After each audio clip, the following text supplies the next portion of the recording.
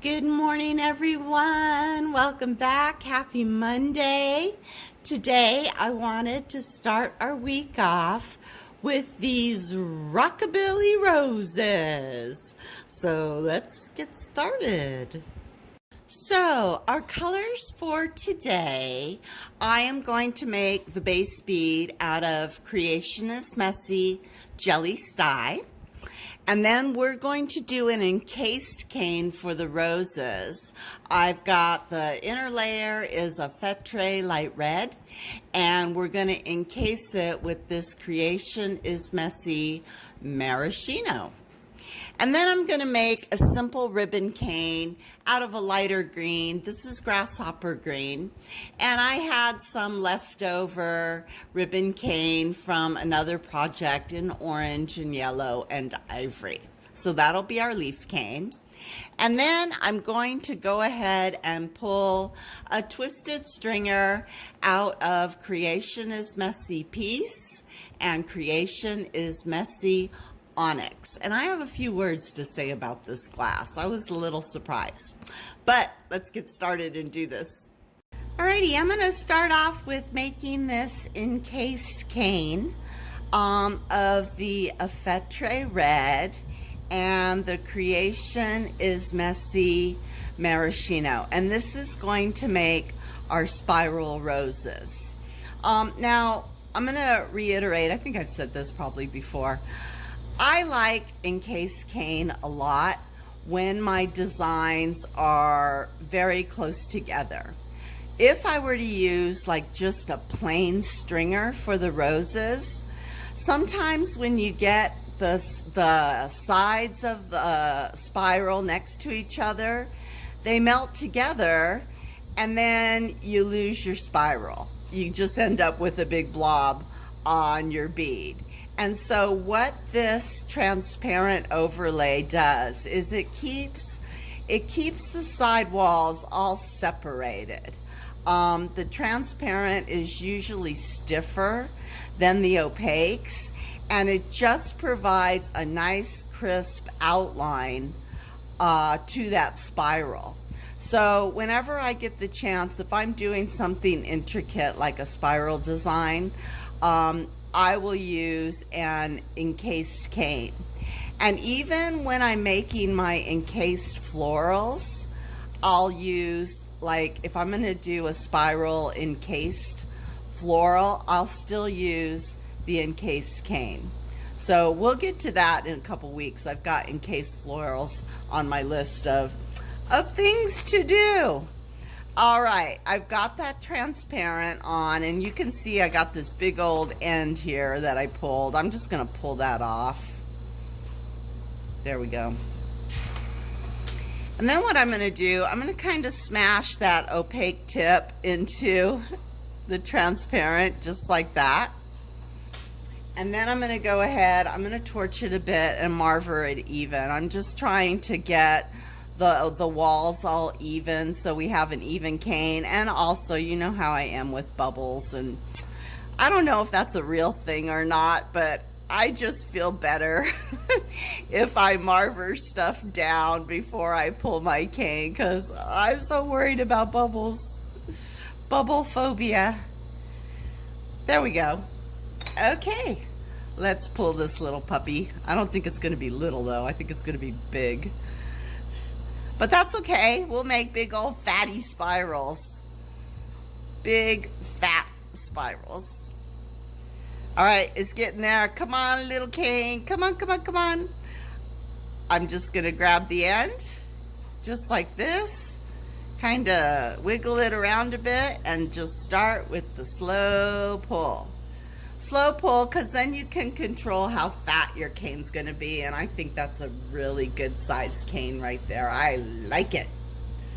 All right, let me torch it off here, put it down to cool, and I'm going to stick this end in the water in my frit bowl, and let's move on to the second one. This is going to be my paddle cane for my leaves. So I'm going to keep this really simple for everyone. I'm feeling a bit lazy on a Monday morning. It's so hard to get back to work on Monday. I don't know why that is with me, because I stay home all the time, so the days shouldn't matter, but they do. Okay, this little grasshopper green is starting to melt and fold around, which is good. And we don't need much, so it's going to be kind of a little paddle. Now, I think one of the tools that's just kind of a basic tool is you guys got to get yourself a pair of mashers. Get yourself the pair of monster mashers, the big ones. And I see that a lot of the glass suppliers, they call them barbecue mashers, which cracks me up. And get yourself a pair of these little guys, because you'll use them a lot, especially when you're just starting out. Okay, I have my little orange stringer here, my one left over. You can kind of see the colors that are in it. And I saw it in my stringer cup, and I was like, why not? So this is, I guess this would be part of saving the shorties video. Look around and see what you got, and see what if you can repurpose it for another project, because that always is good. And I'm just going to keep it simple and put 2 lines of that stringer on the paddle. Okay, I'm just heating this up because I want to pull a little place to grab it. I like making these little grabby ends. Okay, that looks good. Oh, he's flopping around. Let me grab that. And we're just going to pull them out straight. Don't want to twist it, because this is a leaf cane. Oh, that should be perfect. Alrighty, let me torch that off. Put it next to my roses to cool. And now we're going to make our twisted black and white cane that goes on the top. And let me just give you a little talk here while I'm heating this up. So I am a fret tray girl all the way. I have always used a fret tray black and the fret tray white, and I'm just now getting into the Creation is Messy colors. And I saw on a thread somewhere, someone said, oh, the Creation is Messy piece is really white and brilliant and beautiful. And I was like, I gotta try it out. So I went ahead and I ordered myself some piece, and I ordered myself some onyx. And oh my God, what a difference. First of all, the piece, it's a lot stiffer than the Effetre white, and I just really like that. I like a stiffer glass, especially in my cane, because when you have a stiff cane, it's just better. It just is controlled better. Nothing melts the way, it doesn't melt too fast. And I like things that don't melt fast because I have better control. Second of all, the white is super white. Oh my gosh, it's not a soft white at all. It's like when you go to Office Depot to buy the typing paper and it says brilliance level 92. And so I really feel like Peace has a brilliance level of 92.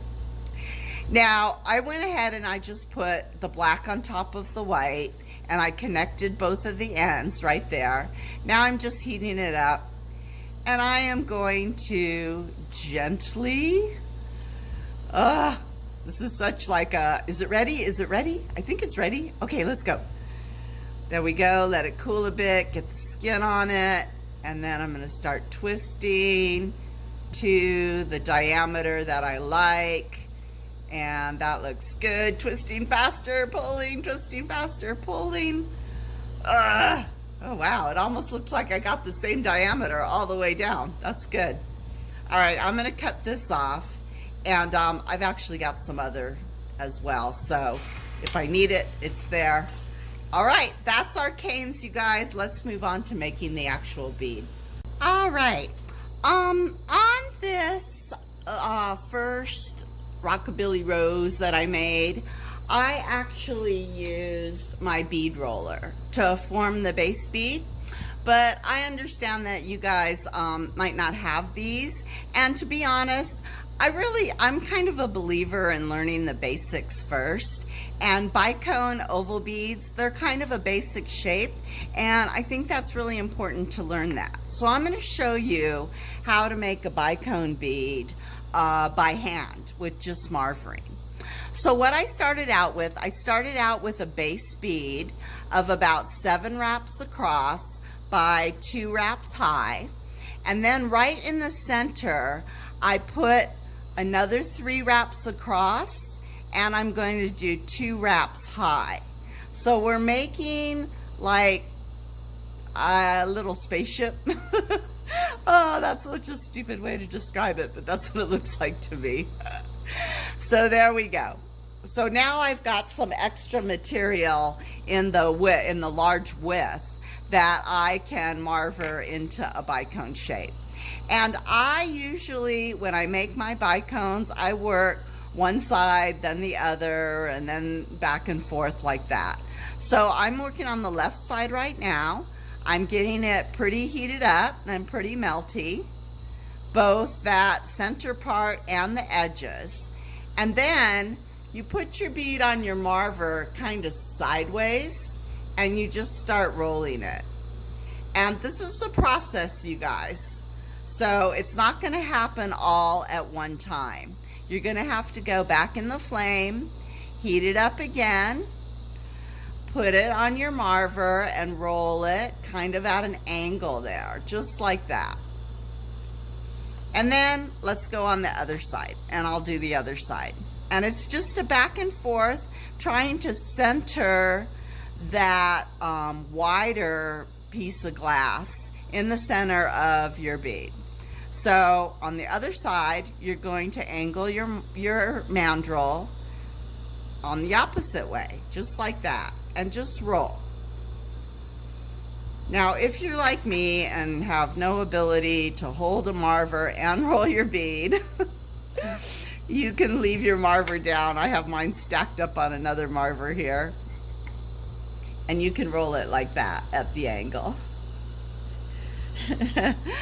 I'm not coordinated enough. I'm an old lady these days. My coordination is going. And just take your time, you know? There's no rush here. If you keep your bead warm, you won't have a problem. Let's see if I can get this stuff. Oh, there we go. That's a bicone. So that's a little bicone shape. And for this bead, I'm going to kind of round the center a bit.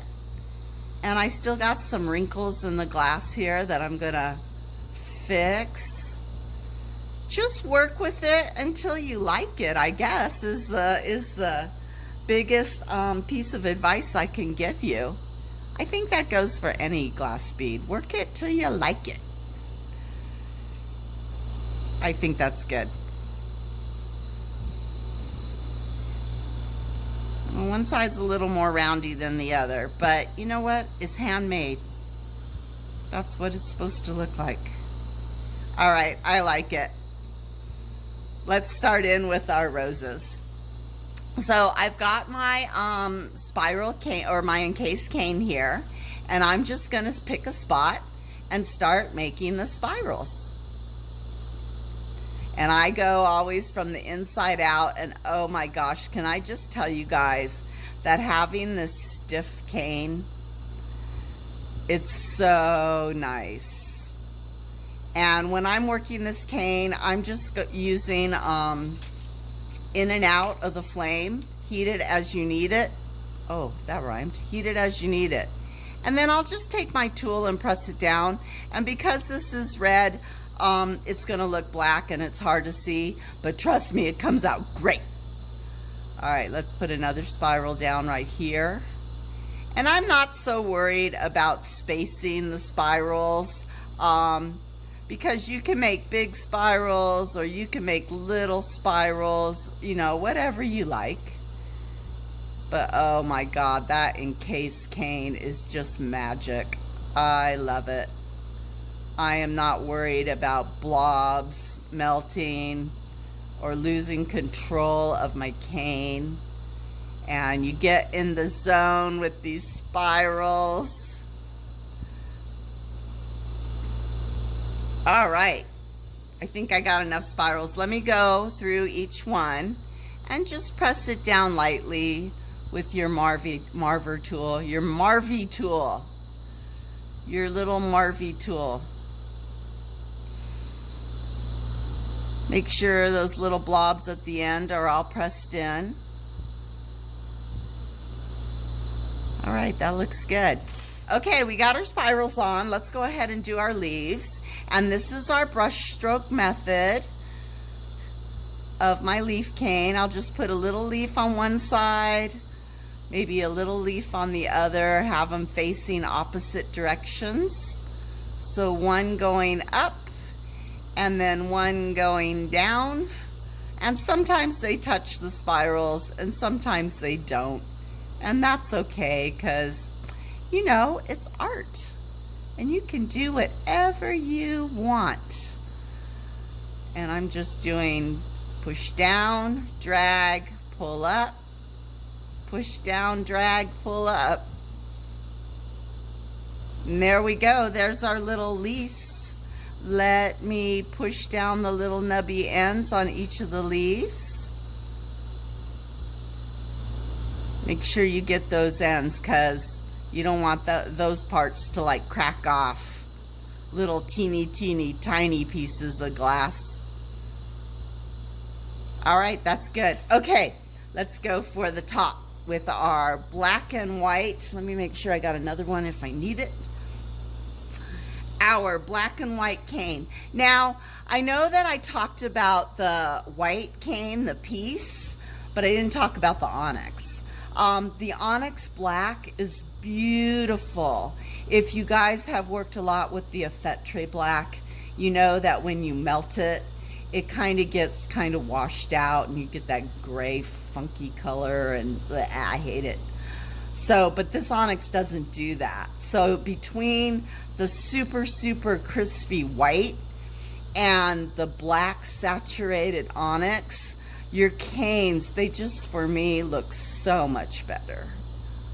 So what did I do? I went and ordered a pound a piece and a pound of onyx, and I am switching over from Maya Fret to Creationist Bessie. See, and even when you push down, that black stays really black. It doesn't smudge out at all. And I just laid my cane down on the very top edge, and now I'm just kind of trying to even things out. I was talking and caning at the same time. All right, let's do the bottom one, and we'll talk about the cane. Now, when I'm laying down the cane, I am twisting it as I'm laying it down so I can keep those stripes nice and tight. I don't want to stretch them out. I want them to be stripy stripes. And I'm going slow because the glass is nice and stiff and allows me that luxury to go slow and lay it down exactly where I want. And now I'm just pressing things down.